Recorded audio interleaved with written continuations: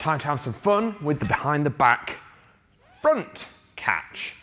So as you can tell, bit of a contradictory movement there, a behind the back but front catch. So this one does take a bit of confidence. You only want to be doing this one once you're getting really solid and comfortable with the behind the back catch, because it involves a bit more oomph, and the mace path is going to want to come quite high. So you need to be fairly confident with this one. Make sure you can get a good few decent 20 reps or so with the behind the back catch comfortably before you even attempt to try this next one. Hence why we're in purple top right now for the higher difficulty.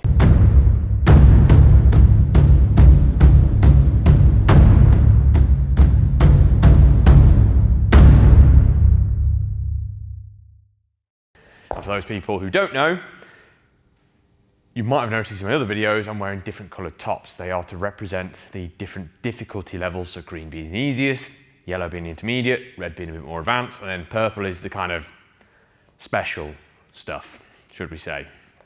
Right, so the behind the back front catch. I would initially suggest getting used to the bar path by using both hands. So as you come round, you want to catch the mace, almost deliberately pull the mace trajectory into about chest to face height, and then the hand you just swung from catches again.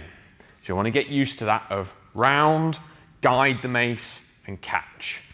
Try to let the mace do the work on its path and not interfere with the path too much, so you get used to where you want to throw.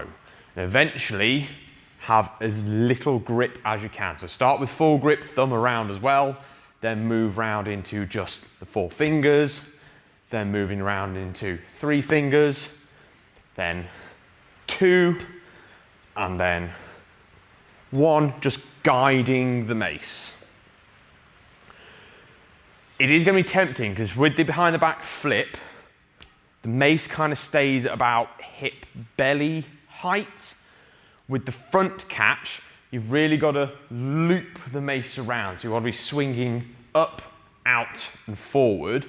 The mace trajectory will be about your face to chest height. It's a little bit unnerving until you realise actually it's face to chest height, but it's going off at an angle slightly away from you, not towards you, and you have to reach your hand out to grab. So if I try and do it this way, you might see as you come round, we come round and we catch.